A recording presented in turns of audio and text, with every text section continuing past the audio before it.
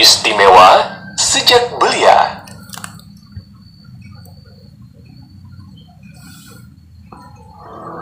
Muhammad kecil kini hidup dengan paman Abu Thalib yang sangat menyayanginya, melebihi rasa sayang terhadap putranya sendiri. Paman Abu Thalib bukanlah orang yang banyak harta.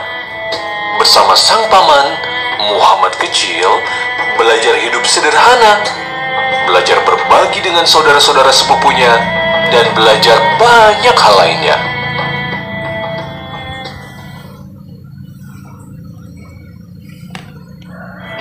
Paman Abu Thalib melaksanakan amanah untuk merawat Muhammad kecil dengan baik.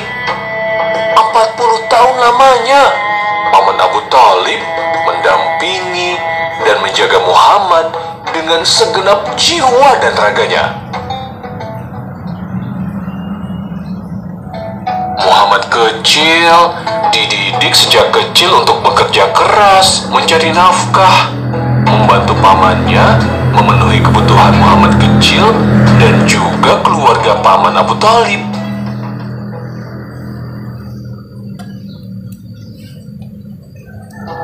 Keberkahan dengan hadirnya Muhammad kecil bahkan dirasakan oleh penduduk Mekah.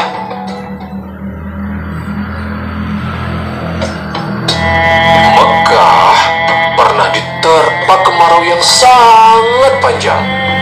Para pembesar Quraisy meminta Paman Abu Thalib untuk berdoa.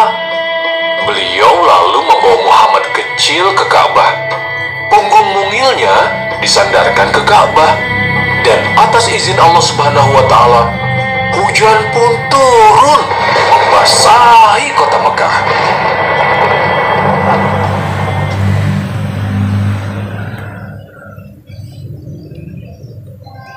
Suatu hari, Paman Abu Thalib hendak pergi berdagang ke negeri Syam. Jauh sekali jarak Syam dari Mekah. Paman Abu Thalib membawa Muhammad kecil yang saat itu berusia 12 tahun untuk mengajarinya berdagang. Muhammad kecil pun sebenarnya ingin ikut pergi untuk membantu pamannya.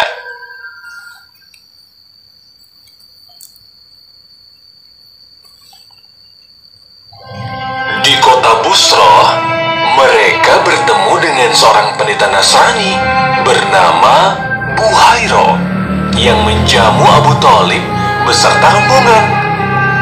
Pendeta Buhairah memperhatikan Muhammad kecil dengan seksama, kemudian menemui Abu Thalib dan mengajukan berbagai pertanyaan. "Apa hubungan anak ini denganmu?" tanya pendeta Buhairah. "Dia putraku," jawab Abu Thalib karena rasa cinta dan sayangnya kepada Muhammad kecil. "Dia bukan putramu. Tidak mungkin ayah anak ini masih hidup," kata pendeta Buhairah. "Dia keponakanku," kata Paman Abu Thalib kemudian.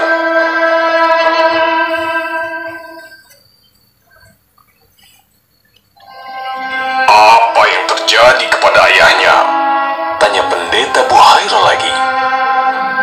"Dia meninggal saat ibunya mengandungnya," jawab Paman Abu Thalib. "Engkau berkata benar. Sekarang bawalah anak ini pulang ke negerimu dan jagalah dia dari orang Yahudi. Demi Allah, jika mereka melihatnya di sini, pasti mereka akan berbuat jahat kepadanya.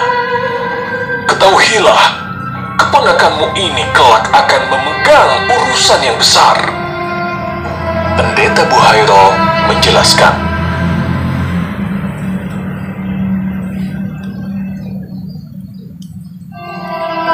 Dia mendekati Muhammad kecil dan menggenggam tangannya sambil berkata, "Inilah pemimpin semesta alam.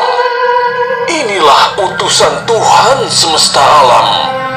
Inilah Nabi yang akan diutus Allah untuk semesta alam. Kamu perlu tahu, Selain pendeta Buhairo, banyak juga yang memang sudah mengetahui cerita kenabian ini. Salman Al-Farisi, seorang sahabat datang jauh dari Persia, masuk Islam karena tersebarnya berita secara turun-temurun tentang Rasulullah Shallallahu Alaihi Wasallam beserta sifat yang menyertainya dari Injil. Para rahib atau pendeta dan orang-orang yang memahami Alkitab juga mengetahuinya.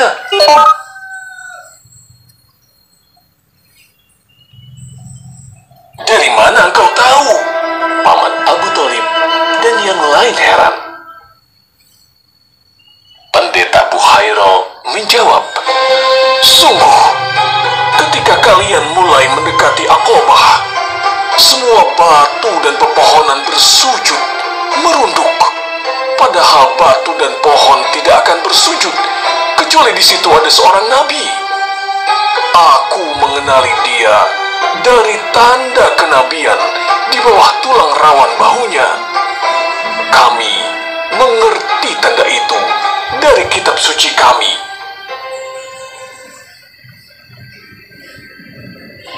Sikap Buhairo menunjukkan bahwa para ahli kitab, termasuk Yahudi dan Nasrani, memiliki pengetahuan tentang kenabian Muhammad Rasulullah SAW beserta tanda-tandanya.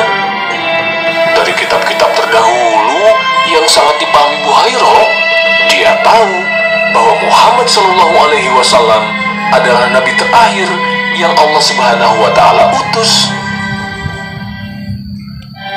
Abu Thalib pun menuruti apa yang dikatakan pendeta Buhairo dan membawa Muhammad kecil pulang.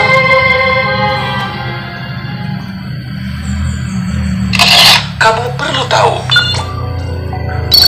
Abu Hurairah meriwayatkan suatu hari Rasulullah SAW berkata, tidaklah Allah Subhanahu wa Ta'ala mengutus seorang nabi melainkan dia pernah menggembala domba. Para sahabat bertanya, engkau juga wahai Rasulullah? Benar, dulu aku menggembala domba milik penduduk Mekah dengan imbalan beberapa kirot, jawab Rasulullah SAW.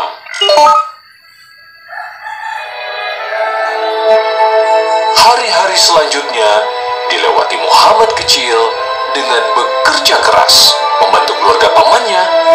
Dia menjadi penggembala domba dan mendapatkan upah.